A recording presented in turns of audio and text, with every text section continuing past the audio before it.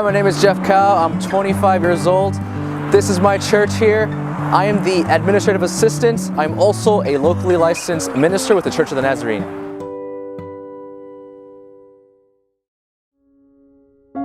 Jeff, did you grow up in a Christian home? I did not grow up in a Christian household. I grew up in a Buddhist household. They're practicing Buddhists, so we used to go to temples a couple times a year, especially during Easter time when we go to Rose Hills, and things really turned around for me when I went on vacation with a couple of guys who were attending Trinity at the time.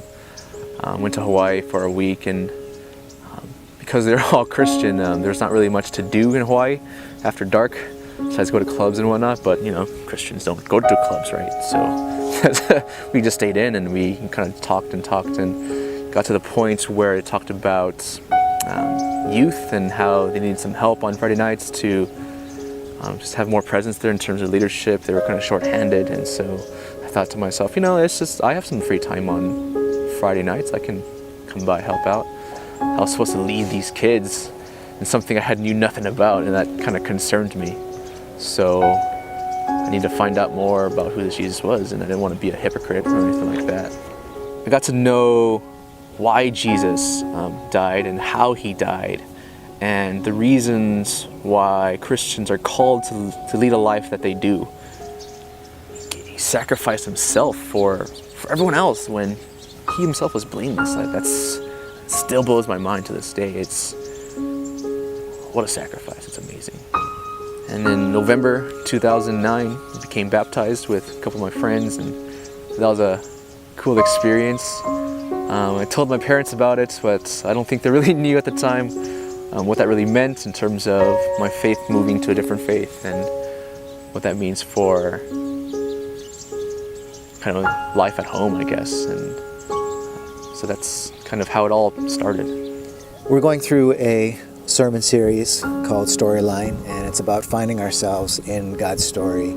How would you describe the story of God? How would you tell that to others?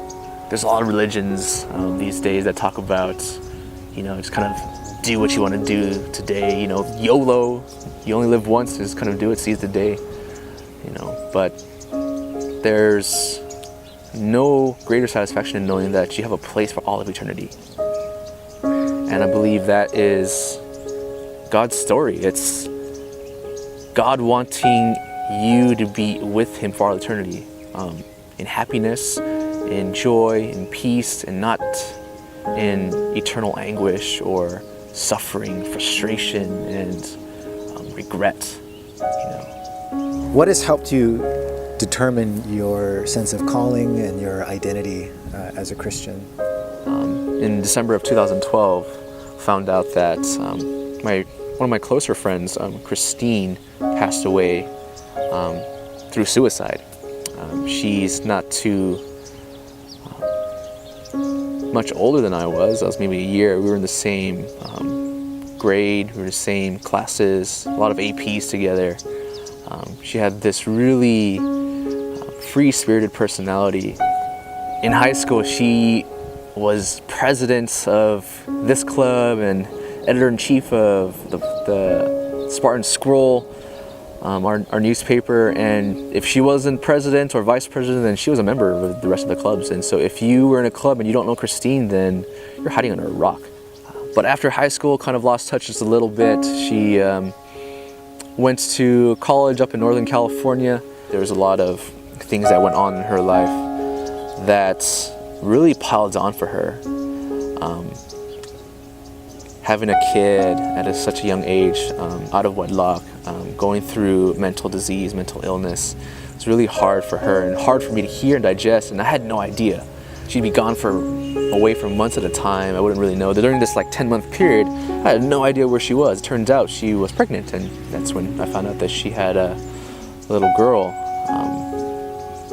She looks exactly like her mother, but that instance really redefined, for me, relationships. I wasn't okay anymore with just kind of coasting and having acquaintances, which I mistakenly convinced myself were deep relationships. I mean, how can I call myself a close friend with this happening?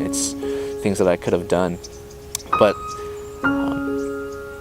Romans 8:28, God says, "And we know that all things work together for good to those who love God, to those who are called according to His purpose." And really, this really helped me process through her passing, her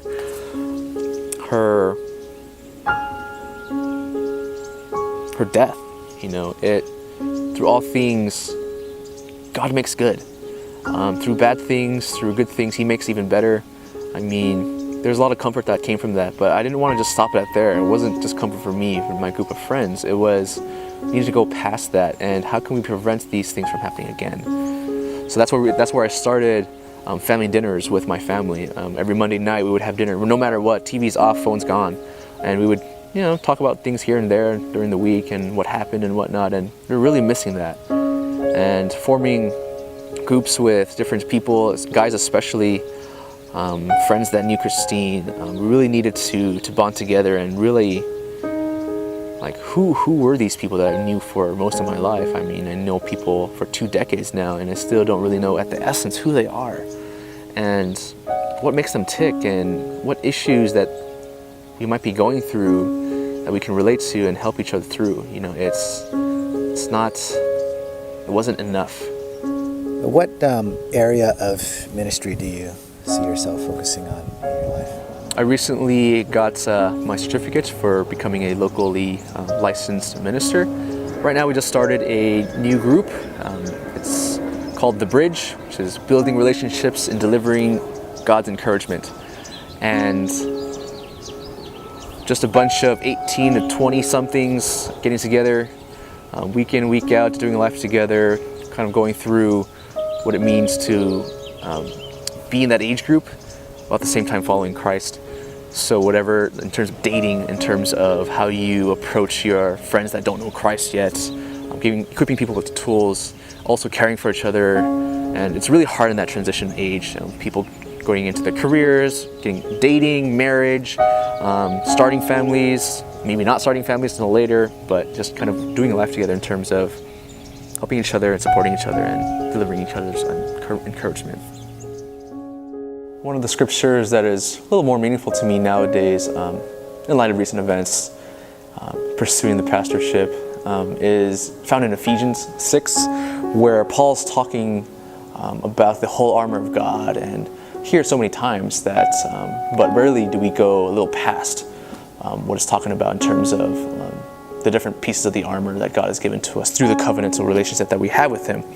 And so I really like Ephesians 6:19 and 20, where it says, "Pray also for me," this is Paul talking, "that whenever I open my mouth, words may be given to me so that I will fearlessly make known the mystery of the gospel, for which I am an ambassador in chains. Pray that I may declare it fearlessly as I should," where Paul's talking about reaching out to those who still do not know Christ, that he may get persecuted, he may be beaten and talked about in such a slanderous way but he still has that boldness to go out and speak truth and enlighten people in terms of clearing away the mysteries of the gospel, making it known, making it true to them in their own lives. What I really wanted to share is, what are you doing today that will prepare for you for tomorrow? Not take today for granted, but to really live it out for eternity.